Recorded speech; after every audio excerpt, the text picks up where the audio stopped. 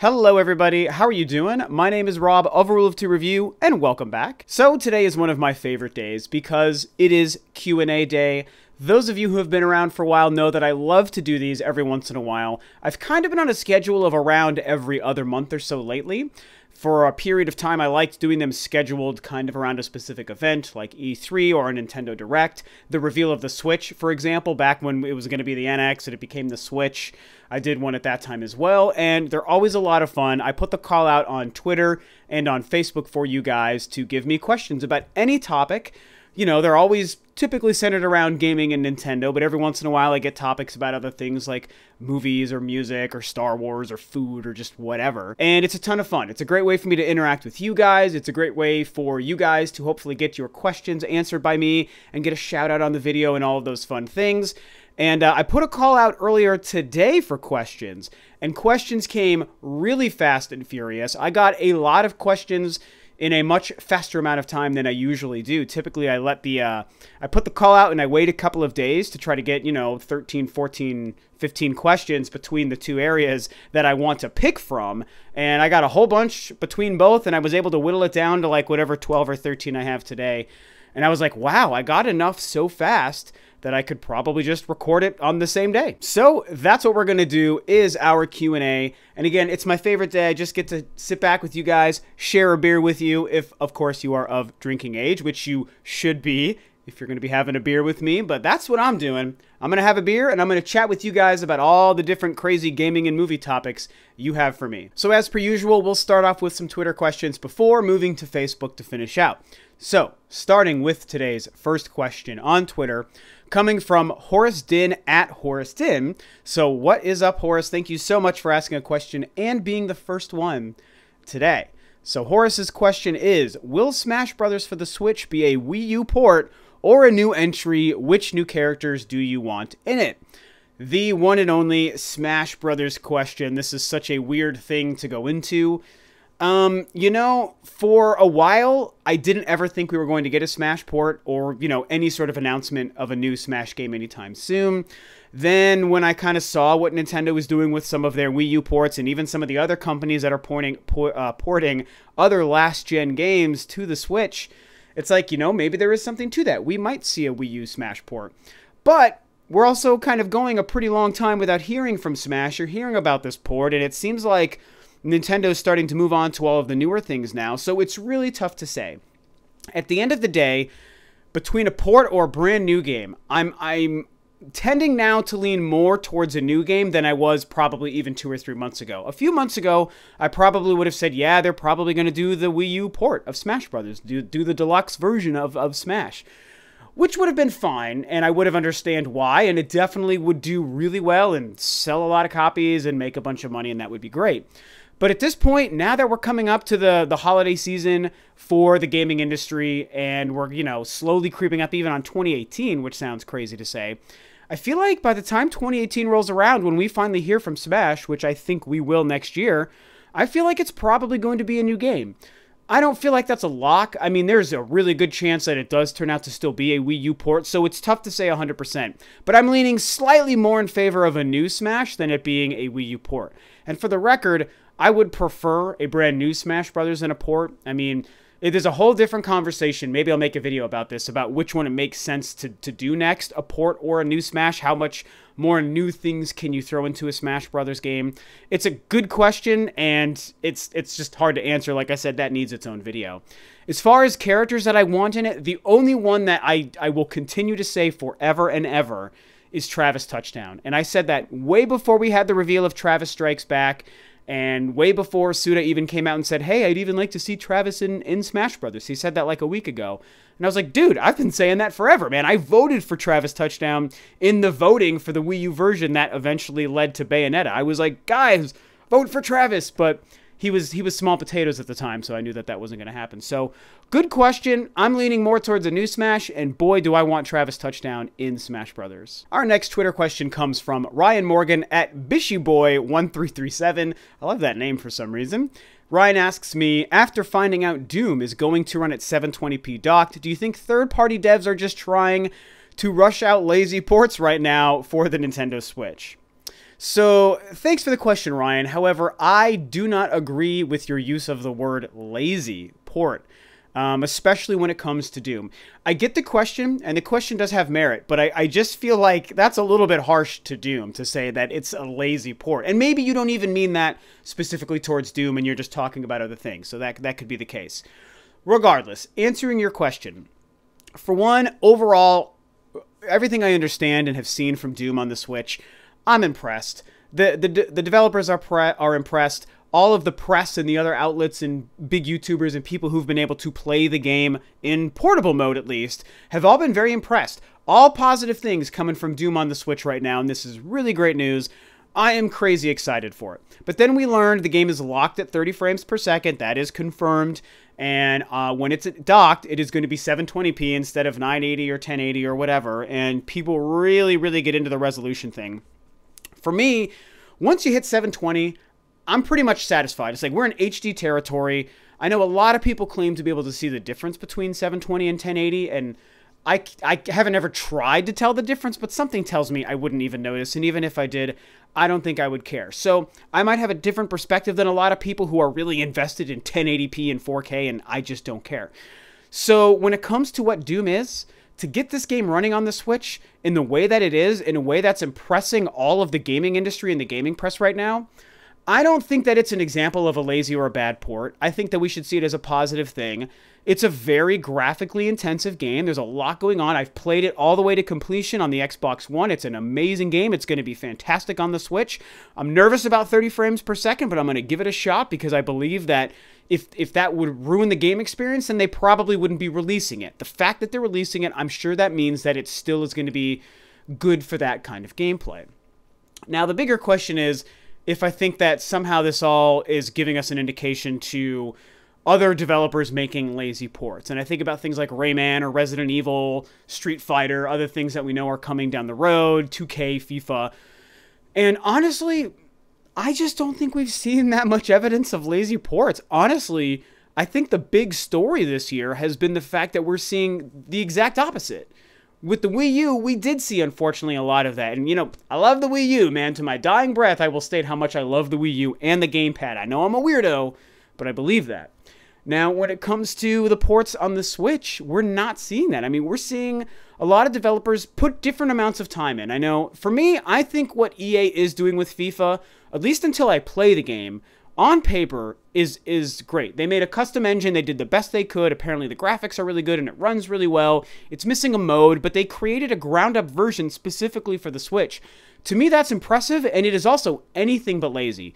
We know about NBA 2K having all the features. It's got the super special gold edition for $150 and all the special things and apparently it runs well. It looks great. The online stuff works fine. Apparently, those are all solid ports.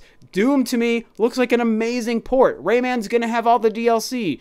They made a specific version of Resident Evil Revelations 2 for the Switch.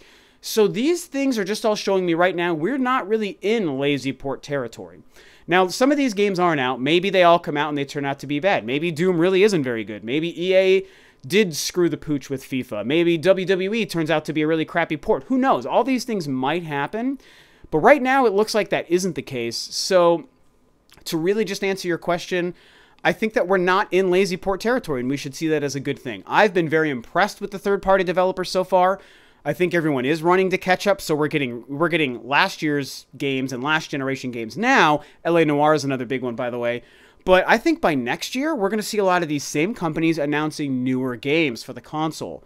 I'm trying to give myself time before making another video about third-party games, but in a few weeks when I make another one, I'm going to touch on what third-party games we might see from these developers next year announced for the Switch.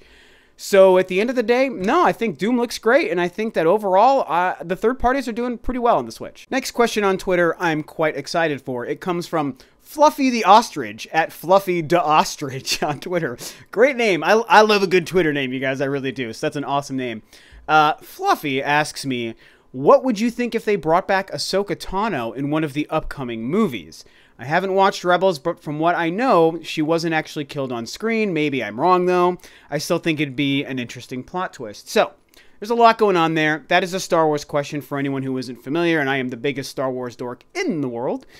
And what Fluffy is asking me refers to Ahsoka Tano, who was the character introduced in the Clone Wars TV show, who was revealed to be Anakin's Padawan, that he had as a Padawan learner between Attack of the Clones and Revenge of the Sith, which, for anyone familiar with their Star Wars timeline in canon, that 3-year period between those movies is when the Clone Wars happened. I mean, like, the Clone Wars begin at the very, very end of Attack of the Clones with the battle in Geonosis, and then it ends in Revenge of the Sith when Grievous is destroyed. Like, that's like basically the Clone Wars begin and end between those two films. And during that period, we learn about Anakin's Padawan, and Ahsoka has become a huge character. She's very involved with Rebels. There's been a lot of expanded materials. There's a novel that came out recently, some comics. She's an amazing character. She started off kind of controversial back in 2008 when she was introduced. She was a little bit goofy and like really kid-centric sort of character, and she had, hey, Sky Guy, these dumb little nicknames, and he called her Snips. But she really grew into a really special character, and she's awesome. And there's been talk about if we'd ever see a live-action version of Ahsoka. So to the question, yes, I feel sometime in our lives we will see Ahsoka Tano realized on screen in some fashion. I doubt we'll see it in any of the episodic films. We don't know enough about the end of her story yet to know if she could possibly still be around throughout the original trilogy and now in the new sequel trilogy. And even if she were, I just don't see them bringing her into one of those movies. I feel like she would show up in the anthology and spin-off movies that they're doing right now. And I feel like in a couple of years, it might really make sense to bring her on screen in some capacity. The Obi-Wan movie that they're going to be making, very possible she shows up there, because that movie takes place closer to the end of the prequel trilogy, which was the era that she was around in and relevant in. And I feel like she has, I mean, obviously she does, because in Rebels, closer to the beginning of the original trilogy, she has a big part to play. So you could really have her still involved somehow with Obi-Wan or some of the Yoda, some of the things going on with the people hiding in secret just after the end of Revenge of the Sith, and she might show up somehow with Obi-Wan in the Obi-Wan movie, and that would be really great. I don't expect it, but long story short, she's a great character, and yes, I think we will eventually see her on screen. So if that's what you're looking for, I would be excited, because Rob is telling you we're going to get Ahsoka in a movie at some point. Next question comes from a cool buddy of mine and a really awesome YouTube channel. I just actually gave this channel a shout out and made a video around one of their topics, and I will give them yet another shout out. It is the YouTube channel Nintentalk at Nintentalk on Twitter, by the way, asked me, what's next for Star Fox? Do they keep the formula or change it up? So thanks, Patrick, so much for the question, man. I really appreciate it. And I know you're a big Star Fox guy, as you should be, thumbs up. And so, of course, your question is Star Fox related. What's next for Star Fox? I kind of touched on this recently. I don't think Star Fox is dead. I know Zero was a weird catastrophe, and I use that word lightly because I will remind you, I love Star Fox Zero. I like it overall. I think they did some great things. It's a fun game. It's a great return to the Star Fox 64 sort of package, and I thought the controls, once you tune into them, they work really fine, but I've said that 1,000 times. But it's, you know, Star Fox Zero still was a problem game, and it did some damage to the series. It didn't sell very well, and they took a lot of criticism and flack for that game, and I understand why. So as far as the future, I know a lot of people might want to think Star Fox is dead or buried at least for a very long time because of that. And I have a feeling that that's not the case. I just feel like the Switch is destined to get another Star Fox game, and hopefully not a remake or a remaster in any sort of capacity. A 100% absolute brand new Star Fox game, I think, will come, even if it's like 2020. You know, even if it's many years down the road, I think we'll see it. So there's that. I think it's not dead, and it's coming for the Switch. And what do they do to it? That is the bigger question, actually. And, you know, Star Fox is weird because they've tried so many different things with Star Fox over the years. It's like one of the least consistent series, at least in terms of gameplay, I can possibly think of, especially from Nintendo. And, you know, there's ground missions, there's R-Wing missions, there's 3D open map missions, there's online dogfight missions, there's whole games that are just on-foot adventures. There's the weird motion control stuff for the cockpit. There's gyrocopters, there's little chicken walkers. There's like 100 things they've thrown at Star Fox. Star Fox Guard, the weird tower defense thing, like, oh my gosh, Star Fox, yo, what's the deal, man? And we all know that Star Fox works best, when it's nothing more than just the Star Fox team in our wings, just flying around, shooting stuff and killing people and fighting Team Wolf and doing all that stuff. So I feel like they would probably just make another game that's really just a return to roots, which in a weird way would also be changing it up because they haven't done that in a while. And even Star Fox Zero, it is, yes, there's no like on foot stuff, but there's the gyro machine. What is that called? Just the gyrocopter? The gyrocopter and the chicken walker thing. So those things are already like such weird additions to the gameplay. What happened to a game that's nothing but just being in your R-Wing in dogfights and going through rail missions and like the open map missions? I feel like that's what they need to do. And the best way to do it to be successful, in my opinion, is to make longer missions with more to do, flesh out that experience. Don't make it something that you can beat in like 25 minutes, which you can do one straight run through of Star Fox Zero in 25 minutes. Star Fox 64? You can go through that in like 10 minutes. It's insane how fast you can go through those levels. When I was a teenager playing Star Fox 64, I felt like that game took like 10 hours to beat. But going back and playing through it on the 3DS, I was like, wow, this game, these missions are like 2 minutes long. It's insane. So, yeah, I feel like, Star Fox is coming back. And I feel like if they're smart, they'll just make the next game just a nice, simple R-Wing action game. Make it lengthy and give us that online dogfighting Nintendo. Next question on Twitter comes from Joey Hahir. That's hard to say. He hire? Joey Hahir at JoeCriticYT. And he asks me, is it time for Kirby to die? So, I mean, this might even be a troll question, but I thought it was funny. I just wanted to answer it. And no, it's not time for Kirby to die. And I'll say that as somebody who's like weirdly not a huge Kirby fan. But Kirby is strange for me because it's like this trap series. It's like a trap character for me from Nintendo, because every time a new Kirby game is coming out, I get excited. I'm like, oh, I can't wait to play. It's going to be great. Like the one for the Switch that's been announced, I'm excited. But every time, kind of including Epic Yarn, but that's the weird one because Epic Yarn both is the problem, but I also really love Epic Yarn, so it's weird. But most of the time when I went into a Kirby game, I get excited, and then I'm like, this is kind of just easy and dumb and kind of just too much of a baby game. Like, Robobot really disappointed me, you guys. I mean, the ideas were sound, and the gameplay, like, the controls were fantastic, but the level design, the challenge, the worlds, it just bored me to tears. It was just easy in the wrong way. Epic Yarn did strike a good balance because of the creativity, but since then, they haven't really been able to nail it in the way I want. Rainbow Curse was cool. Like, I like Rainbow Curse, too. I should add that, but I don't know, something about Kirby, it just hasn't grabbed me the way almost every single other Nintendo series has. That being said, Kirby is a great character. People love Kirby. The games sell well. They review well. People expect them and want them and get excited for them. And mark my words, Kirby on the Switch is going to be A, good game, that B, sells well. I don't know if it's going to be another disappointment for me, but I'm sure going to give it a shot because, like I said, for some reason, I just can't say no to Kirby games. I just don't learn my lesson. So I know I'll end up buying it, and maybe it turns out to be great. So whether it's a joke question or not, I wanted to answer it, so no, it's not time for Kirby to die. Next question on Twitter, I'm really excited for. This is a new one. I haven't had anything like this in quite a while. This comes from Rob Plays, at Rob Plays on Twitter. And fellow Rob asks me, double bass or double pedal, and why? Ooh, this is a drumming question. Reminder, especially I've had so many new subscribers to the channel since I last talked about the fact that I am a professional drummer and I do play in a band, like a progressive metal band. We have a awesome female lead singer, really, really good friends of mine. And that's what I do outside of my career and outside of the YouTube channel, Rule of Two Review. And Rob is asking me a drumming question. So Rob, I'm assuming you're a drummer, or you might just really know your instruments, or maybe you play in a band, who knows? Thanks for the question. So what he's asking me is, with my drum set, do I prefer to have 2 bass drums, or do I use a double bass drum pedal, which basically creates the same effect of 2 pedals that actually use 2 different beaters on the same single bass drum?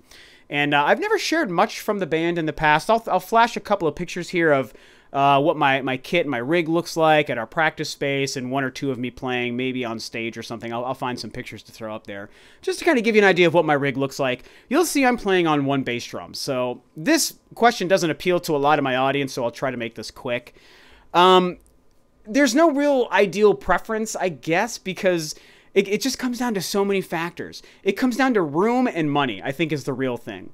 So when you factor in how much space your drum set takes up and how much money it costs, obviously you go with the single bass drum, because bass drums do widen like the size and the real estate your drum set takes up quite a bit, because they're just big 2 honking things right up there in front of your drum set, and you got to move your cymbals and your toms and snare all around and everything.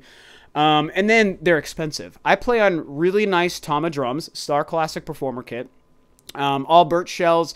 One of the higher end kits that Tama actually sells. And so if I was going to buy just a second matching bass drum for my kit, for example, it runs between $800 and $900 for just the 1 drum. And it's like, I mean, I could just have a $400 double bass drum pedal, DW9000. And so that right there achieves the same effect for like half the price. And it also takes up less room. So, provided you have a quality double bass drum pedal, everything's great. The advantage to having 2 bass drums, one is aesthetic, which isn't really important, but it's fun to just look at 2 bass drums and be like, yeah, that's badass, double bass drum kit, like that's cool, Like Lars is my favorite drummer of all time. He inspired me to play the drums of Metallica, and he's got 2 badass bass drums right up front. The other thing is, there is something to be said for the fact that 2 separate bass drum pedals will have a better feel than having your double bass drum pedal where your left is actually tethered to your right. You're not going to get the same level of response on that left that you will on the right, so having 2 individual pedals on 2 drums will feel better. But then there's another problem, which is, and he brings this up actually in another tweet, is that you have to tune both of your bass drums separately. And that's really hard to do if you want to get them to match, especially if you're recording and if you're recording without triggers. And I'm going to get too into music territory that I just feel like a lot of you guys won't really be able to attach to. I don't want to be too boring with this. Long story short, I play double pedal because it's cheaper and it's easier and it gets the same effect across. Double bass is awesome and fun and it's ideal, but it's just too expensive. So that's me. But Rob, if you play drums, you should share below in the comments what it is that you prefer. Next question on Twitter comes from Brian at BrianJedi82. Brian asks me, what type of Star Wars game would you like to see come to the Switch? Battlefront, action-adventure, RPG, side-scroller, all the above. So my answer to that's a big question. And I'd say my answer to that is all of the above, pretty much, because there is no wrong answer. You give me a good Star Wars game, you put it on the Switch, I'm a happy camper. But since you asked specifically about the Switch, it kind of puts a little bit more of like a specific focus onto the question. And so I can look in like the real world and say, well, Battlefront 2 is a game that exists and is about to come out soon. So to answer your question specifically about the Switch, I would like to see Battlefront 2 get released on the Switch. Then, of course, there's the larger question of just what other Star Wars games do I want? And that's not really your question. When it comes to the Switch, anything would be great. But then it just becomes a question of I want any kind of Star Wars game. I've said it so many times. We're not seeing enough Star Wars gaming content coming from EA right now. And I want to see that. First Battlefront was okay. Battlefront 2 looks freaking amazing. I am probably, not even probably, I am more excited for Battlefront 2 than I am for Mario Odyssey. And I know that's going to be blasphemous to a lot of you guys and a lot of my audience. And I am dying for Mario Odyssey. It might even still be the better game, but my Star Wars love and how good Battlefront 2 looks just has me so into that. So Battlefront 2 is going to be great, but I want to see an action-adventure game. I want to see another KOTOR RPG. I mean, that would be really fantastic. Side-scroller is great. It reminds me of the Super Return of the Jedi and the Super Star Wars days from the 16-bit era. Like, I would welcome all of that stuff. I would really love just a big action-adventure game and something with a lightsaber. We've kind of gotten away from giving gamers the ability to just have a lightsaber in our hands. One of the best examples of this was actually Revenge of the Sith, the game that came out on the PS2 and Xbox, original Xbox. and PS2. And that was awesome stuff, man. That was, 2005, obviously, when the movie came out. That game was great. You play as Obi-Wan and Anakin, so you've got a lightsaber and force powers, and you're just running through levels, just beating up everything you can and slicing droids in half, and that was great. And, we really haven't had many Star Wars games with lightsabers. We don't talk about Star Wars Connect. We don't even speak of that atrocity. So forget Star Wars Connect, just in terms of real games. So I would love to see something like that, and obviously KOTOR 3 and stuff like that. So good question. Any Star Wars game on any system would be great. Battlefront 2 on the Switch would just make me so happy. Next question comes from a good friend of mine and someone you guys might know who also has a YouTube channel that you should absolutely check out. That is Retro Death. What is up, buddy? Thanks so much for asking me a question. Retro asked me an awesome Star Wars question, not taking into account directors or any of that, just characters, story, and event-wise. What would you love to see happen in The Last Jedi? So, this is the big thing, man. Episode 8, The Last Jedi, is a couple of months away. The new episodic Star Wars film. I'm freaking out. I'm so excited. We have a huge group of us that are going to be going to see it. My girlfriend and I actually have some of our friends from back home in Denver coming out to visit with us for that weekend so we can all go see The Last Jedi together. So, it's a big deal. This is like the biggest event, personally, I could possibly go through. And there's a lot that I want to have happen in this. The main thing is we need to really understand Luke's character. That's the most important thing to me, is what's the deal with Luke? What has he been up to? What is his mindset? What can we learn about Luke that will let us know happened between the events of 6 and 7? What happened in that 30-year gap with Luke, with the Jedi Order, with the Jedi and the Force, with him and Kylo Ren? That stuff is fascinating to me. That's what I want to learn about, because Luke is our guy. Also, Rey is one of my favorite characters ever introduced to the Star Wars universe, and I really want to understand her quite a bit more and understand where she's going to be going in this story and what she's going to learn from Luke, good and bad. They've kind of teased us with some of that kind of stuff. Right after that, probably the most important thing to me, and I've talked about this actually, is I want to see Anakin come back, because Anakin is my favorite Star Wars character ever, and I think that he has such a part to play in this story, because Anakin, Darth Vader, and the dark side are literally the reason Star Wars was created. That was the story George Lucas originally created to tell. And we know that this new sequel trilogy is continuing that story. And Kathleen Kennedy came out and said, I think it was right before or right after Force Awakens came out, confirmed hey, this story we're telling is still the Skywalker saga, the Skywalker story, which is how Lucas always envisioned it when he created it. So that's great news. And with Kylo Ren worshiping the legacy of his grandfather as Darth Vader, it's just Darth Vader / Anakin has such a big part to play. If they're telling the right story and doing justice to the story, Anakin has a big part to play. And I expect to see him in Force Ghost form, or even to hear his voice or something. Anakin / Vader will have a part to play in The Last Jedi. I just know it. And that's probably the most important thing I think that I'm excited to see. That and what's going on with Luke, man. So, man, December 15th, it's going to be a great day. Alrighty, last Twitter question for the day. This comes from Josh at JoshD88. Josh asks me, do you think other consoles will follow Nintendo with their own portable console? Also, what would the console after the Switch look like? So those are two really big questions. Thanks for the questions, Josh. I mean, obviously, this is a relevant topic because of the whole Sony portable rumors that has been going around. I discussed that. I made a 15-minute video about that a week or so ago discussing it. A lot of people watched that video. And,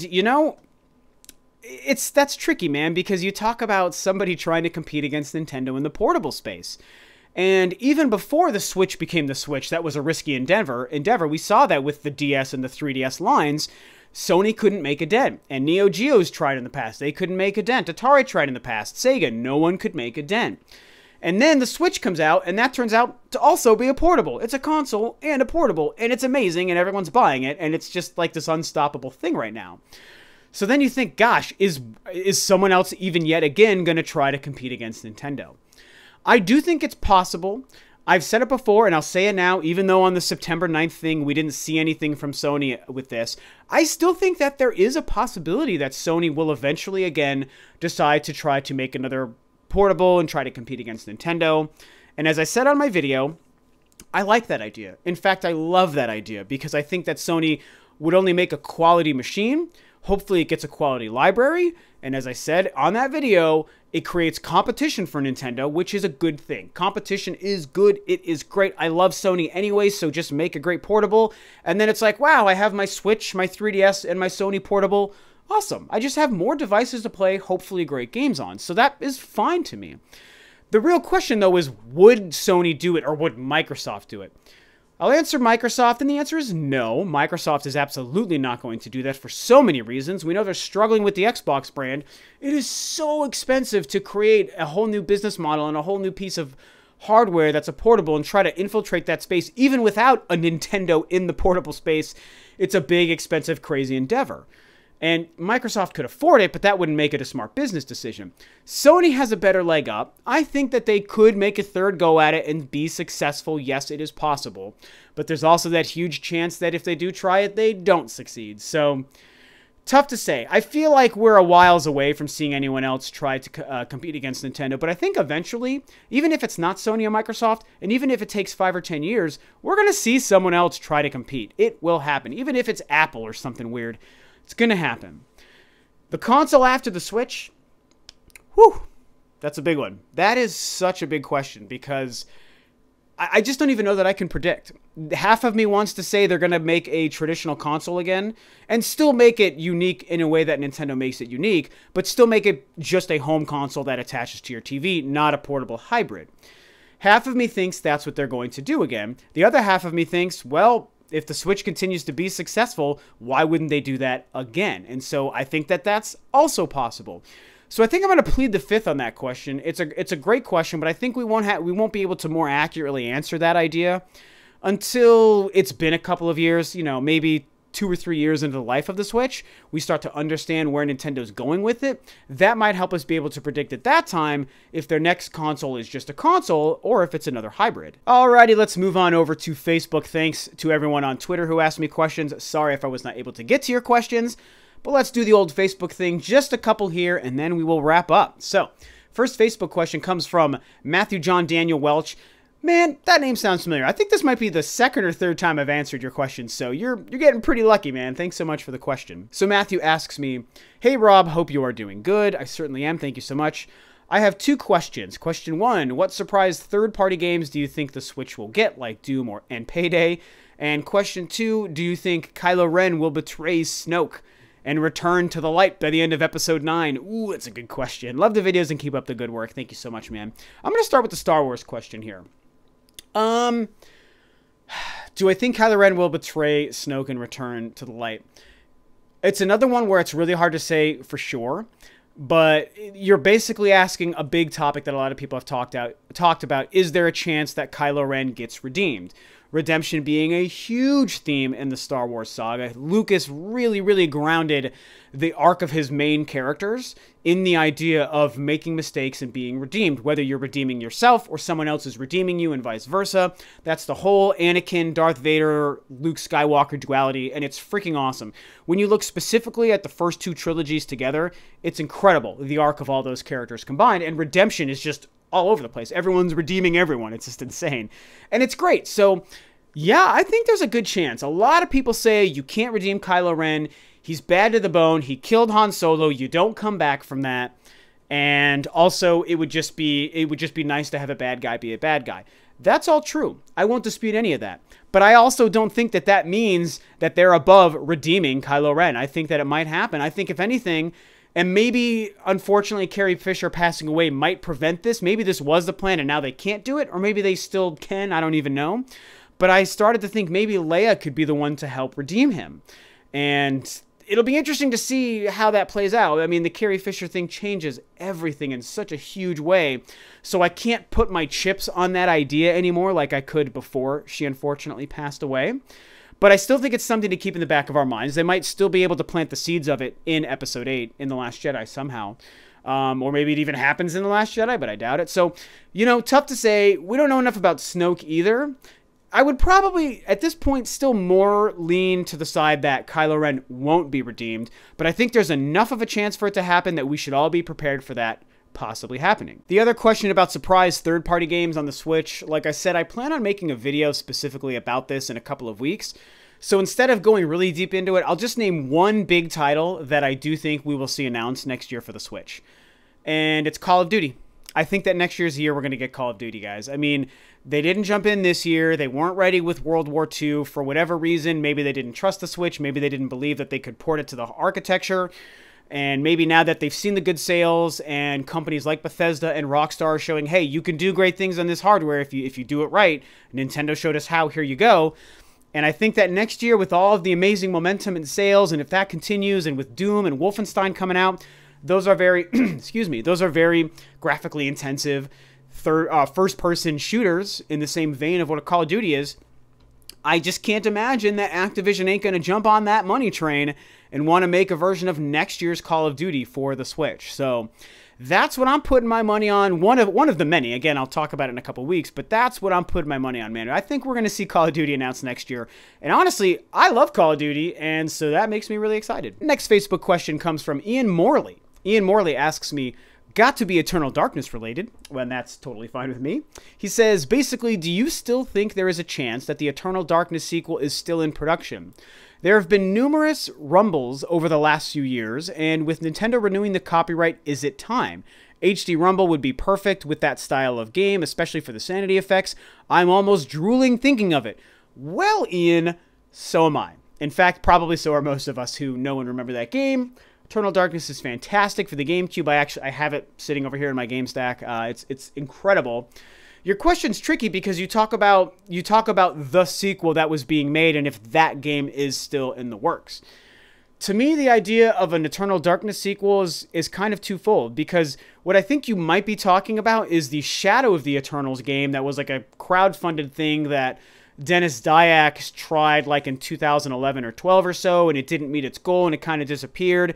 Dennis Dyack is relevant and prevalent on Twitter and YouTube, and really awesome guy. He has a nice YouTube channel called the Quantum Tunnel. They do really interesting special effects stuff, and they talk gaming and stuff quite a bit as well. So it's really good stuff. You should check it out. And I know that there's been a couple of times where they've sort of like played at the idea that the game's it's not dead necessarily, and it, not ready to share anything, not ready to share yet, not quite yet ready to talk about it, but maybe eventually we will be, kind of thing. That's happened a lot. So maybe Shadow of the Eternals specifically is still in development. That game, however, was considered a spiritual successor because that was a game that possibly was going to release on multiple platforms. It was being crowdfunded for the PC and the Wii U, but there was the talk that it could come to the Xbox and PlayStation also, whereas Nintendo owns the copyright, or is it trademark, whatever the one or two, I think it's copyright, for, or no, I think it's trademark, actually, for Eternal Darkness. Regardless, and so they own that, which means if it was going to be like Eternal Darkness 2, you'd have to think that could only be on a Nintendo platform, whereas Shadow of the Eternals isn't Eternal Darkness, so that could be on whatever they want it to be. So then you start to think about, well, what if they made a direct sequel? Then it would be Eternal Darkness 2. That would be a Switch game for sure if it was going to come. And then the other part of your question is, because they renewed the copyright last year, or I don't know, in the last like 7 or 8 months, is it still happening? And honestly, yeah, I think eventually we're going to see something from that game or from that series. I really do think that. It could be really far away, or it could be this major megaton bomb that Nintendo's going to announce and drop on us next year.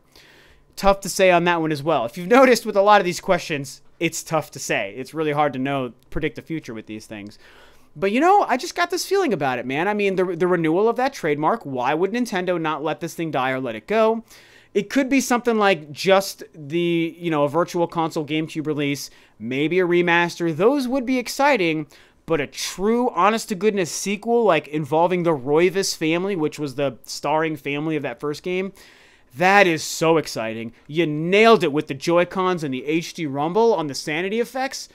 It's insane. There's like so many good things happening with that idea, so I mean, I'm not telling you to put all your money on this idea, but I think we should not rule it out, and we should keep our ears perked up just enough in case we hear from Eternal Darkness sometime soon. All right, 2 more questions to go, guys. Next Facebook question is coming from Eric McDermott, and Eric asks me, if you could mix Nintendo with one of the other big 3, Microsoft or Sony, instead of a third party like Ubisoft, What would you like to see? 343 taking on Metroid, Nintendo making a sequel to Crash Bandicoot. How about Naughty Dog's take on a Nintendo IP? Or how about Rare plus Zelda? Man, thanks for the question. There's so many possibilities. You had actually every single thing you mentioned here is a great example. I can tell you've actually thought about this for quite a while. You know, honestly, the first thing I jump to is a pretty easy one, and it's going to be Naughty Dog. I love Naughty Dog. I think the Uncharted games are fantastic. I mean, Last of Us is literally like a top 3 or 4 game of all time for me, and I'm so excited for the sequel. One of my dream mashups ever doesn't apply to your question here, but it's actually been Naughty Dog and Silent Hill. I would love to see Naughty Dog create a Silent Hill type of world, the way they created this amazingly lush and organic and real feeling environment in The Last of Us, and that just got me really excited. So if I was going to take that same principle and apply it to Nintendo, that's when I think of Zelda. Rare and Zelda, it's not like a horrible idea in this weird fantasy world that you're talking about, but I feel like maybe that's not necessarily Rare's thing. But Naughty Dog doing Zelda, yeah, people might be like, oh, they're going to make it look all realistic, and that would be dumb. And like, maybe not, I don't know. But when I just think about the way they could create a Hyrule and the environment and just the way, I mean, what Nintendo did alone with Breath of the Wild is unprecedented. Add that same Nintendo team also working with Naughty Dog's people to make a new Zelda game. It's incredible. Could be the most amazing thing we've almost ever seen. So that would be one I'd like to see. The Coalition, which is the team from Microsoft behind Gears of War, I think would be very interesting for a Star Fox game. I know there's not like a lot of vehicle combat or flight in Gears of War, but I just love that engine, and I could see them doing something really cool with Star Fox. And then you mentioned 343 taking on Metroid. Like, yeah, I would be actually totally okay with that too. And we all know some retro guys went to 343 to work on Halos 4 and 5, so why not reverse it? Alrighty, guys, one last question here, and this one's fun because I get some visual aids. And this question comes to me from Patrick Toe on Facebook, and Patrick asks me, what's your favorite hidden gem game? Any system will do. So I've got a bunch. I went for the ones that I actually had access to, so I got some game cases here I'm going to show you. I didn't want to go through 8 and 16-bit because that would take me forever, and I don't have those physical games here. I just didn't want to think that far back. So I focused on a couple of GameCube and Wii games. So the first game, hidden gem game, product number 3. This game is a crazy history on it, with it, because this is from Capcom. Back when the Capcom 5 was announced, 5 exclusive Capcom games for the GameCube, which included Resident Evil 4, which didn't stay exclusive. This game is a really weird, crazy, kooky, shooter, arcadey kind of thing that's all about a high score with really cool graphics and a bland but cool-looking main character. It's a lot of fun. It's kind of like a Sin and Punishment, only on the ground. One of my all-time favorite games, Killer 7 by Suda51. Underrated gem, weird game, weird control scheme, but an amazing ending, and I just absolutely love this game. On the Wii, we will remember the Operation Rainfall games. Pandora's Tower was one of those 3 games, along with Xenoblade and The Last Story, all 3 of which I own. This game was like the least paid attention to of those 3. It's kind of like God of War, and it's awesome. The controls are pretty sticky. You got to really work with them, but this is a really, really good game, and it's probably really expensive if you could find it, but man, is it really good. Muramasa the Demon Blade. From Vanillaware, known for Odin Sphere and Dragon's Crown, and this game on the Wii, this is one of the prettiest games, one of the most fun action games I've ever played. Absolute masterpiece of a game. Please check this game out. And the last one I have a physical copy of to show you is Fragile Dreams Farewell Ruins of the Moon. I didn't want to mess it up. This is a really weird kind of game that's very ambient, kind of like Silent Hill. And it's like the end of the world kind of thing. Like there's not many people left, and you're this boy traveling with the flashlight fighting ghosts, and you run into this other girl, and it's very atmospheric. The controls are really bad, really, really bad. But the atmosphere and the graphics make it worth it and a lot of fun. It's great soundtrack too. This is just a really weird, quirky game, but if you like atmospheric stuff, it's very slow paced. I recommend it. It's a really good game. Published by Xseed. Wow, I forgot about that actually. So, yeah, the only other game I want to immediately bring up from this same era is for the Wii, and it's called Da Blob, which was this weird game where you're this little blob that changed into different paint colors, and then you painted the world around you by just touching things and turning them into paint. And they made a sequel for all 3 systems during the 7th gen, but that first Wii game was awesome. And it's weird because I'm colorblind, and that game I sometimes struggled with how to mix paint the right way, but I ultimately made it work. And the game is just really quirky and a ton of fun, and I no longer have a physical copy, but yeah, there's a little stack of some really awesome hidden gem games for the GameCube and the Wii that I recommend you guys check out. So that is it for today's Q&A, guys. Thank you so much for tuning in. My camera is flashing at me. I know that the battery is about to run out as well, so really good timing here. This was a blast. I love the Q&As. Thank you so much to everyone who asked questions.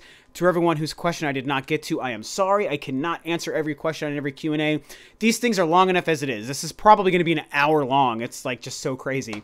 But they're so much fun, and I love giving you guys shout-outs and hearing what you want to talk to me about. No more Heroes questions, and no Metroid questions. So that was a shocker. I expected a lot of Metroid, and I got nothing. So that's okay. You know, I'm sure at some point I'll get some Metroid stuff from you guys, and I am always about talking about that Metroid, man. I do certainly love it, and Samus Returns is just the best. So I think we'll call it there good for now. So thanks, of course, as always, for tuning in, guys. Thank you so much for your fantastic questions. Everyone get excited for Star Wars coming up soon. I love that I had Star Wars questions today. And that's it. So thanks for tuning in. This is Rob of Rule of 2 Review, and I will catch you guys next time on another video.